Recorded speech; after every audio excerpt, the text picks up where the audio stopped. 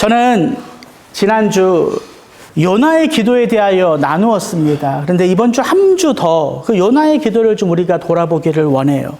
여러분, 심판의 바닷속에 빠진 선지자 요나는 하나님의 은혜 가운데 큰 물고기에 삼켜져서 그 물고기 뱃속에 머무르게 됩니다.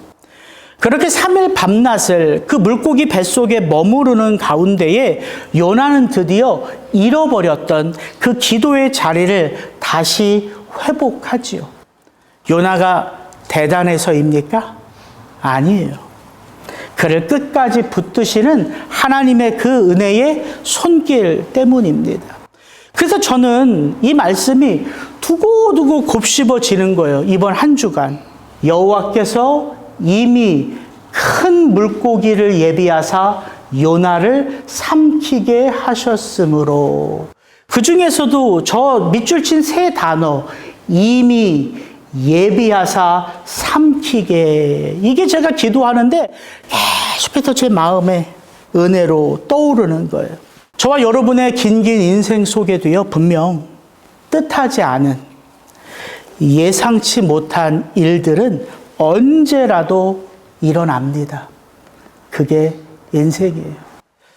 우리가 원하지 않아도, 우리가 바라지 않아도 이상하게 그런 일들은 우리의 인생 가운데 자주자주 찾아옵니다. 어떤 사건 하나가 갑자기 툭 터지면 그 일 하나가 마치 내 삶 전체를 삼켜버릴 듯 그렇게 마구 우리의 마음 심령을 흔들어대지 않습니까? 그러나 여러분 한번 생각해 보십시오. 하나님께는요, 뜻하지 않은 일들, 예상치 못한 일들이 하나님께는 있을 수 있을까요? 없을까요? 없지요. 네, 그게 하나님이십니다. 그래서 성도의 삶 속에는요, 예상치 못한 고난과 함께 늘 예비하신 하나님의 그 은혜의 손길이 기도 안에서 열리는 거예요. 그게 성도의 삶입니다. 그래서 우리는 알게 돼요. 내가 그 문제, 그 고난 속에 삼켜져 있다고 생각하는 내가 기도를 통하여 사실 나는 문제에 삼켜지고 고난에 삼켜진 게 아니라 사실 하나님이 그 은혜의 손길로 나를 보호하고 있음을 우리는 그 기도를 통하여 알게 됩니다. 여러분 한번 상상해 보십시오. 저 지중해 한복판에 그 바다 한가운데 요나가 있어요. 만약에 그 바다 한가운데 요나가 그냥 빠졌다면 요나는 죽은 인생이잖아요. 그런데 그 바다 한복판에 지금 요나는 바닷속에 있지만 또 어디 속에 있어요? 물고기의 뱃속에 있습니다. 그래서 그 물고기 뱃속을 요나는 스올의 뱃속이라 고백한 거예요. 스올의 뱃속, 죽은 것 같은 상태. 그러나 그 스올의 뱃속은 기도하는 요나에게는 죽음의 자리가 아니라 새로운 삶의 자리를 잉태하는 은혜의 자리였던 것이죠. 이것을 지난주에 저는 여러분과 함께 은혜로 나눈 것입니다. 여러분, 요나의 기도를 이번 주에도 분명 여러분들 가운데는 찬찬히 음미하며 읽어보시고 묵상하신 분들이 있을 것입니다. 여러분, 요나의 기도를 읽어보시면 여러분 어떤 생각이 자연스럽게 떠오릅니까? 저는요, 두 마음이 떠오르더라고요. 이 요나의 기도를 읽고 또 읽고 묵상하면 첫 번째는 이런 거예요. 야, 정말 요나 선지자 맞구나. 요나가 선지자라는 것은 하나님에게 익숙한 자라는 거예요. 하나님의 말씀에 익숙하고 하나님의 능력의 손에 익숙해요. 그래서 그런지 요나의 기도를 들여다보면 이 요나의 기도는 신학적으로 탄탄합니다. 그리고 문학적으로 보면 그 표현 하나하나가 기가 막혀요. 그래서 이 요나의 기도문은요, 정말 프린트해서 제 책상 앞에 붙여놓고 싶어요. 왜? 통째로 외워버리고 싶으니까. 우리 성도라면 잘하고 싶은 게 많지만 특별히 우리 뭐 잘하고 싶어요? 기도 잘하고 싶지 않습니까? 기도. 저는 목사이면서도 정말 누구를 위해서 기도할 때 기도하고 나서 와, 어떻게 목사가 이렇게 기도할까? 부끄러웠던 죄가 한두 번이 아니에요. 그래서 성경에는요, 그렇게 많은 기도문이 사실 담겨져 있는 거예요. 요나의 기도문이 그렇다는 거예요. 신학적으로, 문학적으로 탁월합니다. 그런데요, 여러분, 요나의 기도를 계속해서 읽어보면 또 한편 이런 생각이 들어요. 왠지 요나의 기도에는 뭐가 빠진 것 같아. 이런 마음 혹시 여러분도 저처럼 들지 않으셨나 싶습니다. 그래서 과연 이 요나의 기도는 하나님의 마음과 맞닿아 있는 소통하는 기도가 맞을까 하는 거예요. 왜냐하면 저와 여러분이 특별히 그 수많은 선지자들 가운데 누구에 대해서는 잘 안다? 요나에 대해서는 잘 안다. 여러분, 우리는 요나의 삶을요, 너무 잘 알아요. 이제 요나서 3장, 4장 가운데에 요나의 삶이 어떤 삶으로 나아가는지를 우리가 알기 때문에 그런 지식을 가지고 이 요나의 기도를 보면 이 기도에는 분명 뭐가 빠져 있습니다. 그래서 제가 한 주도 이 요나의 기도를 다뤄보고 싶은 거예요.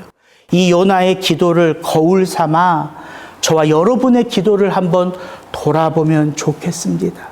과연 요나의 기도에는 뭐가 빠졌고 그 빠진 그것을 하나님이 얼마나 원하시는지를 우리가 알면 분명 우리의 기도는 더 하나님 마음에 합당한 은혜의 기도가 되지 않을까 싶은 것이지요. 여러분, 기도는 너무 잘 아시죠?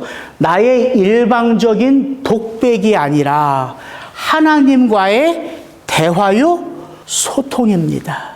기도는 급한 마음에 하나님 앞에 나와서 나 혼자 다 쏟아놓고 우린 자주자주 삶의 자리로 그냥 나아가기 쉽지만 기도의 정의는 독백이 아니라 대화예요. 그래서 하나님의 마음을 알아가는 과정입니다. 요나도 그렇게 고백하며 이 기도를 시작하고 있어요. 2절, 내가 받는 고난으로 말미암아 여호와께 불러 아뢰었더니 주께서 내게 대답하셨고 내가 스올의 뱃속에서 부르짖었더니 주께서 내 음성을 들으셨나이다. 혹시 앉아 계신 여러분들 가운데 하나님이 요나에게 어떤 말씀으로 말씀하셨고 응답하셨고 도전하셨는지를 발견하신 분들이 있으십니까? 아마 아무도 없으실 거예요. 왜냐하면 오늘 본문 요나의 기도 속에는 하나님의 응답이 안 나와 있습니다. 하나님의 응답을 우리가 게스할 수는 있지만 이게 하나님의 응답이니까 요나가 이렇게 고백했겠지라는 대목은 있을 수 있지만 하나님의 구체적인 음성은 대답은 나와 있지 않습니다. 그래서 더 느낄 수가 있어요. 하나님의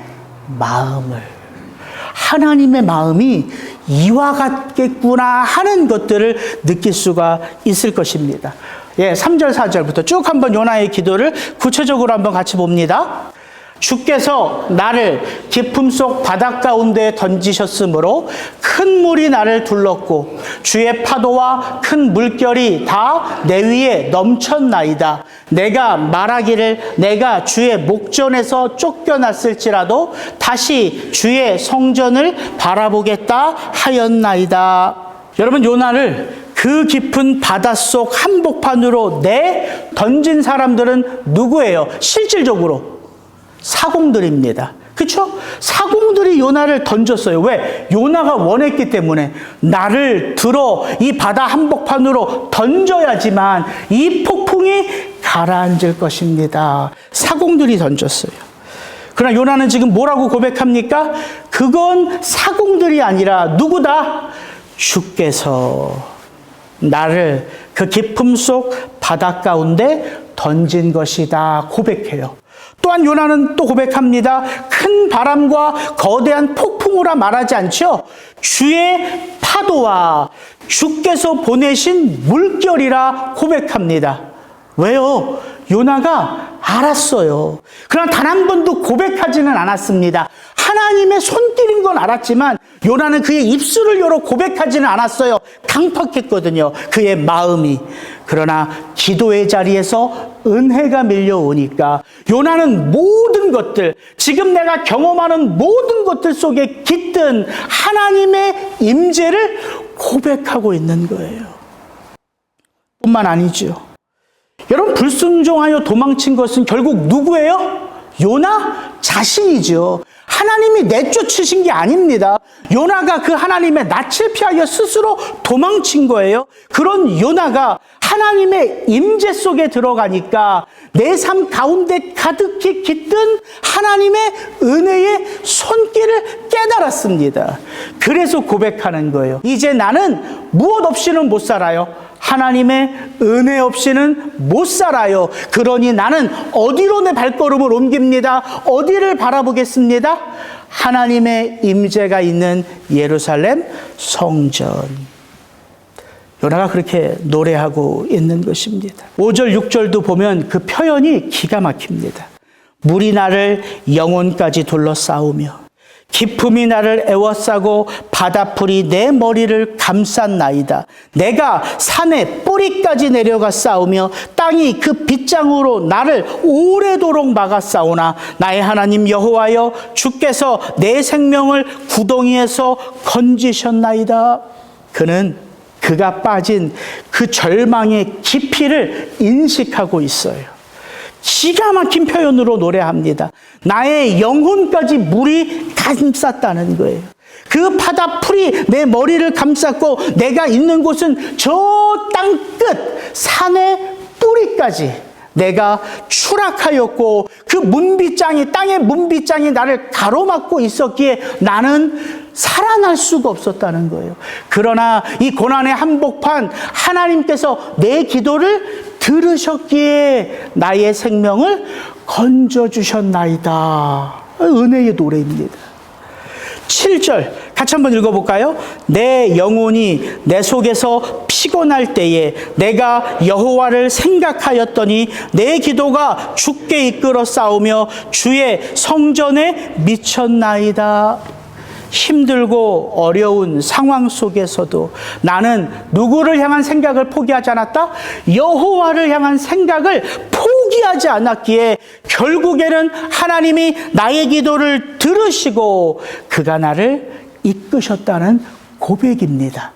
그리고 그는 이렇게 그의 기도를 마무리해요. 8절, 9절 같이 한번 읽습니다. 거짓되고 헛된 것을 숭상하는 모든 자는 자기에게 베푸신 은혜를 버렸사오나 나는 감사하는 목소리로 주께 제사를 드리며 나의 소원을 주께 갚겠나이다. 구원은 여호와께 속하였나이다 하니라. 거짓되고 헛된 것을 숭상하는 모든 자들, 즉 죄악 가운데 살아가는 인생들은 은혜를 저버렸으나 오직 누구만큼은, 나만큼은 그 은혜를 버리지 않고 오직 나는 감사하는 목소리로 하나님을 예배하고 하나님을 위한 삶으로 내 인생을 바치겠습니다. 구원은 오직 여호와께 속하였나이다. 이렇게 끝을 맺고 있어요. 여러분, 그 문장 하나하나가요, 신학적으로 완벽합니다. 그 문장 하나하나 속에 담겨진 의미가요, 너무나 화려하고 깊어요. 정말 요나의 이 기도는요, 고난 속에 드려지는 기도요, 절망 가운데서도 그 하나님을 포기하지 않겠다는 다짐과 인내의 기도요, 은혜를 저버리는 이 세상 한복판에서도 나만큼은 그 은혜를 결단코 버리지 않고 나는 오직 감사와 찬송으로 하나님을 위한 삶을 살아내겠습니다. 위대한 선포입니다. 틀리지 않아요. 그런데 여러분, 요나의 이 기도를요, 더 한 번 읽어보세요. 읽으면 읽을수록 보여지는 게 있더라고요, 제 눈에. 뭐가 보여지냐면, 이상하게 요나의 기도 속에는 나, 내가, 나를, 나의, 이게 반복되어져 있어요. 3절부터 10절까지 8절입니다. 이 8절의 기도가 구체적인 요나의 기도예요. 이 8절 요나의 기도 속에 요나는 나라는 표현을 22번을 해요. 나, 내가, 나를, 나의. 그렇구나. 지금 요나는 제 생각입니다. 하나님과 대화를 하고 있는 것이 아니라 마치 이런 상황 속에도 이렇게 큰 은혜로 나의 삶을 붙드시는 하나님 앞에 마치 독백을 하고 있는 것 같아요. 독백. 여러분, 대화와 독백은 다르죠? 대화는 타이밍이 있어요. 건네고 받고 고백하고 받고. 독백은요, 쏟아놓는 것입니다. 내가, 나를, 나의, 나만의. 그래서 처음에는 이 요나의 기도를 제가요, 요나의 입장에서 계속해서 묵상하니까 은혜로운 설교가 나오더라고요. 그런데 이번 주에는 이게 요나의 입장에서 드리는 요나의 기도가 아니라 반대 입장에서, 하나님의 입장에서 이 기도를 들으신다, 제가 한번 생각해 봤어요. 그러니까 이 기도는 전혀 다르게 보이더라고요. 이거 연극으로 하면 너무 재밌을 것 같아요. 연극과 같은 마음으로 한번 잘 들어보십시오. 요나야, 내가 너를 깊은 바닷속에 던져? 아니야. 야, 임마, 네가 자원하여 들어가겠다고 한 거 아니니? 주의 목전에서 쫓겨나실지라도 내가 다시 주의 성전을 바라보나이다. 요나야, 나는 너를 쫓아낸 적이 없어. 네가 나의 얼굴을 피하여 도망친 거 아니니? 내가 언제 너더러 예루살렘 성전을 보라고 했니? 야, 임마, 니느웨로 가. 죄송합니다. 이 말을 거칠게 했어요. 하나님의 입장에서 요나를 향해 표현하는 표현이라 리얼하게 제가 하는 거예요. 거짓되고 헛된 것을 숭상하는 모든 자는, 요나야, 내가 아무리 봐도 네가 끝까지 고집 부렸던 것 같은데 그거 너 아니니 너? 마치 이렇게 하나님이 요나의 기도를 들으시면서 하나님도 혼자 요나랑 대화를 하는 게 아니라 요나가 하나님과 대화할 마음이 없는 것처럼 보이니까 하나님도 혼자 요나의 기도를 이렇게 들으시면서 이렇게 마치 독백을 하신 것처럼 이 요나의 기도가 보여지더라고요.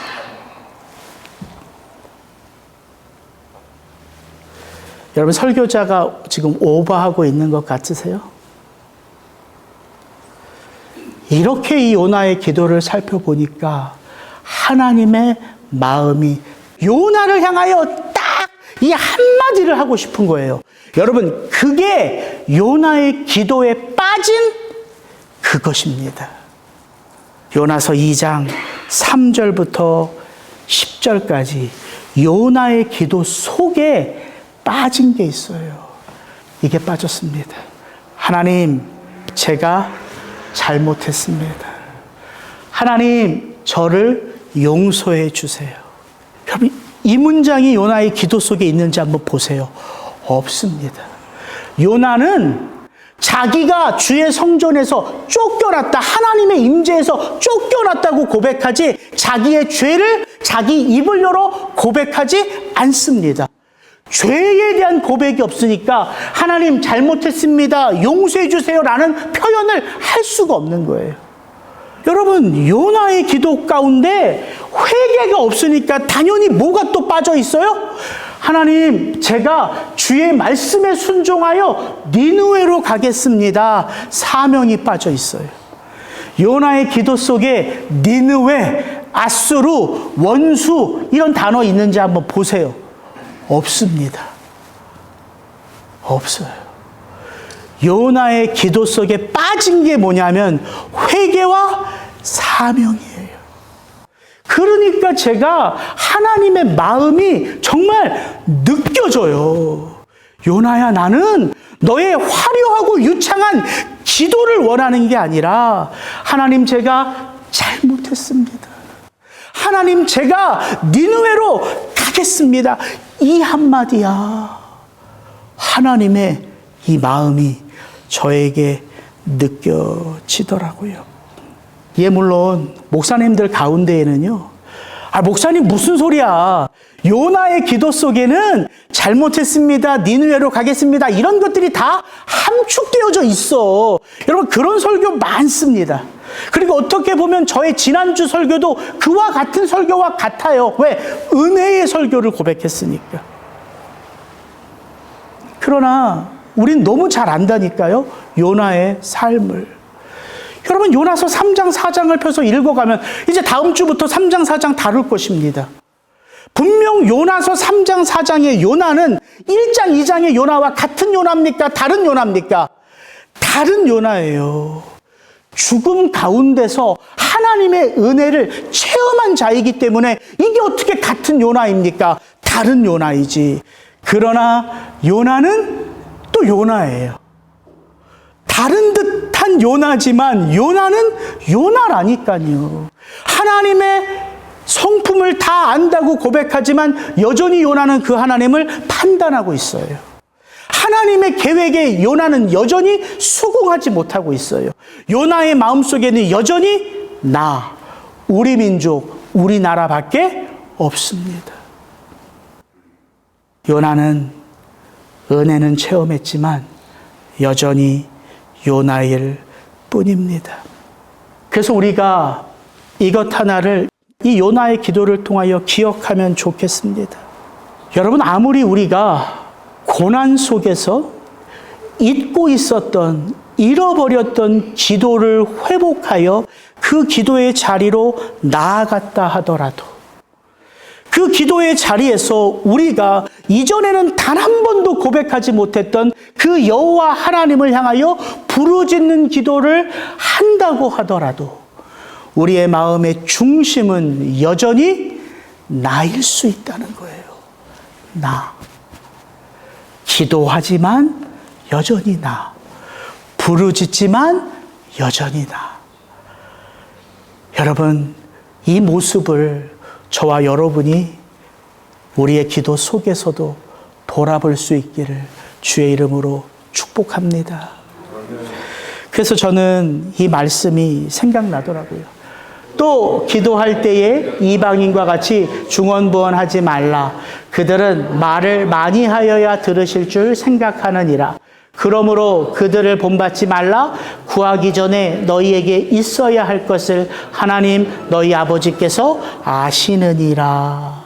여러분, 하나님은 우리 기도의 자리에서 유창한 소리를 원하시는 게 아닙니다.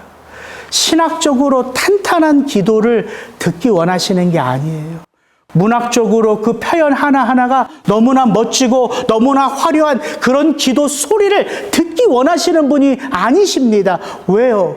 우리가 구하기 전에 우리에게 있어야 할 것이 무엇인지를 그 하나님 아버지는 아시기 때문에. 그래서 오늘 제가 여러분과 나누고 싶은 기도의 첫 번째 교훈은, 기도란 하나님과의 대화요. 그 하나님은 우리의 마음, 우리의 삶, 우리의 상황을 다 아시는 아버지시다. 그래서 우리의 기도에는 진실한 우리의 마음이 담겨져 있어야 합니다. 하나님이 그걸 원하세요. 화려한 말이 아니라 진실한 마음. 잘 보십시오. 내가 보는 것은 사람과 같지 아니하니 사람은 외모를 보거니와 나 여호와는 중심을 보느니라 하시더라. 행여나 이 자리에 나와 앉아 계신 여러분들 가운데 고난의 자리에 있어 기도는 하고 싶지만 그 하나님 앞에 내가 부르짖는 기도를 해본 적이 없어서, 과연 나는 이 어려운 상황 속에서 하나님을 어떻게 불러야 하지? 하나님을 어떻게 찾아야 하지? 목사님이 좀 제발 좀 평소 때 저한테 기도에 대하여 좀 가르쳐 주셨으면 이때 좀 유익할 텐데, 기도에 대해서 설교만 했지 가르쳐 주지 않았잖아요, 목사님. 행여나 그런 마음의 원망이 행여나 여러분 가운데 있으시다면 여러분 기억하십시오. 하나님은 우리의 유창한 말에 현혹되시는 분이 아니십니다. 답답한 마음, 안타까운 마음, 억울한 마음 그대로를 여러분의 마음에 담아 아버지 고백하며 시작할 때에 그 기도는 독백이 아니라 대화기 때문에 그때부터 하나님이 우리의 기도를 이끌어 주세요. 그래서 기도 가운데 우리는 하나님 아버지와 소통할 수 있는 거예요. 제가 요즘 말씀드렸잖아요. 광야 같은 우리 집 1층에서 혼자 방석 깔아놓고 밤마다 잠이 잘 안 와서 요즘 기도하고 있는데, 기도하면서 하나님이요 많은 것들을 저에게 알려주시고 깨닫게 하시고, 그래서 그냥 이것 하나 기도하려 했는데 기도의 문이 열려서 많은 것들을 기도하게 돼요. 그리고 정말 감사한 것은 하나님 울고 싶어요 해도 나오지 않던 눈물이요, 그 기도를 시작하면요 주르르 흘러요. 여러분, 그게 감사 아닙니까? 신학적으로 탄탄한 기도가 중요한 게 아니라, 화려한 기도가 중요한 게 아니라, 마음을 담아 그 기도에 아버지를 부를 때에 아버지는 응답하신다는 사실입니다. 그래서 여러분, 그런 의미에서 이 요나서만큼 진짜 복음이 무엇인지를 우리에게 도전하는 그런 선지서가 또 있을까 싶어요. 왜냐하면 여러분, 1장, 2장, 요나서 1장, 2장을 한번 잘 보십시오. 분명 이런 내용입니다. 요나가 불순종해도 하나님은 응답하십니다. 응답하시잖아요. 큰 바람과 거대한 물결과 큰 물고기로 하나님은 요나의 삶 가운데 함께하고 계세요. 그게 하나님의 임재 아니었습니까? 요나를 심판하시는 중에서도 하나님은 요나에게 응답하십니다. 요나가 그 지중해 그 바다 한복판에 빠져 있을 때에 하나님은 큰 물고기로 요나를 품어주시지요. 절대절명의 순간에도 하나님은 응답하십니다. 진짜 중요한 교훈 하나, 완전하지 않은 자기중심적인 기도 가운데에도 하나님은 응답하십니다. 왜 하나님이 응답하실까요? 그러면 왜? 답은 뻔하지요. 우리의 마음을 우리가 누구 이름에 담아 하나님 앞에 올려드리죠? 우리의 모든 기도는 누구 이름으로 끝나요? 예수 그리스도의 그 이름으로 끝나요. 우리의 모든 삶의 곤고함을 그 이름에 담아 아버지께 올려드리기에 하나님은 그 어떤 상황 속에 있는 성도의 기도일지라도 반드시 응답하십니다. 우리 아버지시기에. 또 하나 간단하게 하나만 더 여러분과 좀 나눠보고 싶어요. 이것입니다. 우리의 기도에는 중보자가 필요하다는 거예요. 중보자. 여러분, 요나의 기도가 탄탄하잖아요. 신학적으로, 문학적으로, 표현적으로 탄탄한 기도입니다. 여러분, 제가 몇 군데만 좀 알려드릴게요. 내가 받는 고난으로 말미암아 여호와께 불러 아뢰었더니, 고난 속에 드리는 기도예요. 성경 전체의 핵심 아닙니까? 내 영혼이 내 속에서 피곤할 때에 내가 여호와를 생각하였더니 내 기도가 주께 이르러 싸우며, 그 영적 전쟁 가운데서도 나는 결단코 그 하나님을 생각하는 걸 포기하지 않겠다. 그 강한 믿음과 인내의 기도입니다. 구원은 여호와께 속하였나이다. 여러분, 성경 전체를 대표하는 한 구절 이거 아니에요? 구원은 오직 여호와께 속하였나이다. 이렇듯 요나의 기도는요 탄탄하다니까요. 요나는 정말 선지자가 맞습니다. 가드헤벨 출신의 북이스라엘의 전성기를 이끌었던 선지자, 그게 바로 요나입니다. 그게 뭘 말해요? 요나는 이미 하나님과 익숙한 자라는 거예요. 선지자는 하나님의 말씀을 담아 사람들에게 전달하는 자가 선지자 나비라고 말씀드렸잖아요. 요나는 하나님의 말씀에 익숙하고 하나님의 능력에 익숙하고 성경에도 익숙해요. 그래서 제가 지난주 말씀드렸죠. 요나가 기도했던 이 표현 하나하나는 거의 대부분이 시편에 나와 있는 기도다. 아마 요나는 시편 거의 통째로 외우는 자가 아니었을까 싶어요. 모세 율법을 알고 선지서를 알고, 그게 요나예요.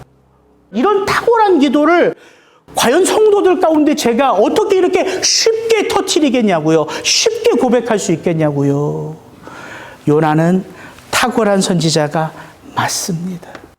그런데 이 요나서를 제가 반복해서, 특별히 요나의 기도를 반복해서 묵상하면서 저의 마음 가운데 떠오르는 질문 하나. 과연 요나는 그의 기도처럼, 그의 그 완벽한 기도처럼 완전한 삶을 살아내었을까 하는 질문이에요. 예, 아니다. 아니다죠, 아니다. 그죠? 예. 요나는 기도는 완벽했을지언정 그의 삶은 결코 완전하지 않았지요. 그래서 우리가 요나의 고백, 그 선원들에게 했던 요나의 고백, 그리고 우리가 요나의 기도, 이거 읽으면 그게 이상한 거예요. 그의 말처럼 그의 삶이 뒷받침되어 있지 않기 때문에 그게 이상한 거지요. 그렇다고 우리가 요나를 함부로 판단하거나 정죄할 필요가 있을까요? 아니요. 그게 바로 우리예요. 그게 바로 나입니다. 그래서 제가 오늘 설교 제목을 사실 이렇게 잡고 싶었어요. 나 같은 내가 요나의 기도를 통하여 기도를 배우다. 이렇게 하고 싶었는데 너무 길어가지고 기도를 배우다 이렇게 짧게 압축해서 잡았지만, 요나의 이런 모습을 우리가 판단하고 정죄하고 비난할 필요가 없습니다. 그게 바로 나이기에. 그래서 하나 여러분과 나누고 싶은 거예요. 아무리 우리의 기도가 깊고, 아무리 우리의 기도가 은혜스럽고, 아무리 우리의 기도가 유창할지라도 인생 가운데 중보자가 필요하지 않은 사람은 아무도 없습니다. 왜인지 아세요? 우리의 기도처럼 우리의 삶이 이끌림 받아야 하기 때문입니다. 그래서 저와 여러분의 모든 기도를 예수 이름에 담아 하나님 앞에 올려드렸던 것처럼 우리의 인생 전체는 바로 그 예수 그리스도 성령 하나님과 더불어 우리가 드린 그 완전한 기도의 그 길을 따라 우리는 나아가야 하는 것이죠. 그래서 저와 여러분의 인생은 그 하나님의 부름 받을 그 마지막 순간까지 오직 필요한 것은 은혜, 바로 그 하나입니다. 말씀을 마칠게요. 저는 요나의 기도를 계속해서 묵상하면서 자연스럽게 바로 이분의 기도가 오버랩되어 떠오르더라고요. 여러분이 너무나 잘 아는 우리 예수님의 겟세마네 그 기도. 같이 한번 읽어볼까요? 이에 말씀하시되 내 마음이 매우 고민하여 죽게 되었으니 너희는 여기 머물러 나와 함께 깨어 있으라 하시고 조금 나아가사 얼굴을 땅에 대시고 엎드려 기도하여 이르시되 내 아버지요 만일 할만하시거든 이 잔을 내게서 지나가게 하옵소서. 그러나 나의 원대로 마시옵고 아버지의 원대로 하옵소서 하시고. 여러분, 예수님의 이 땅에서의 마지막 겟세마네 기도는 솔직하셨습니다. 투명하셨어요. 그는 하나님이시며 인간이셨잖아요. 그런 게 예수 그리스도가 갑자기 십자가 지시는 것입니까? 아니요. 창세전에 내가 십자가를 져야 할 이 사명이 내게 있음을 그 누구보다 잘 아셨던 분이 예수님이시잖아요. 근데 예수님은 그 밀려오는 두려움을요, 감추지 않으셨습니다. 제자들에게도 하나님에게도 있는 그 마음 그대로를 다 표현하셨어요. 너무 좋지 않습니까?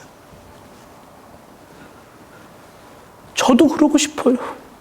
목사라서 대단한 믿음의 소유자라 여러분 앞에 그렇게 당당해지고 싶은 마음이 손끝만큼도 없습니다. 그냥 두렵고 떨리는 그 마음 그대로예요.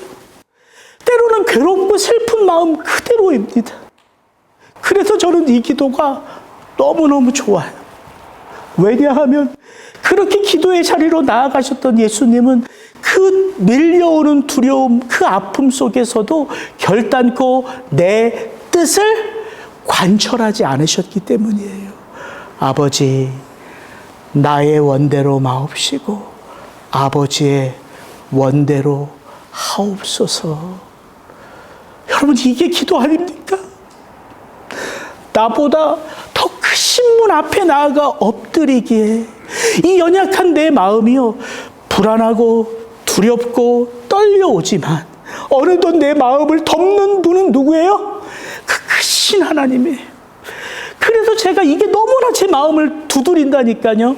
여호와께서 이미 큰 물고기를 예비하사 요나를 삼키게 하셨으므로 지금 내가 놓여진 이 상황도 내가 상황에 삼켜 있는 것이 아니라 하나님의 그 은혜의 손길 안에 잠겨 있구나, 이걸 생각하니까 너무 기쁜 거예요. 저와 여러분의 기도가 그렇게 하나님과의 일방적인 독백이 아니라 그 하나님의 마음을 조금씩 조금씩 헤아리며 그 하나님이 원하시는 그 아름다운 믿음의 길로 한 걸음 한 걸음 바로 그 기도를 통하여 나아가실 수 있기를 주의 이름으로 축복합니다. 이 시간 같이 한번 기도하지요.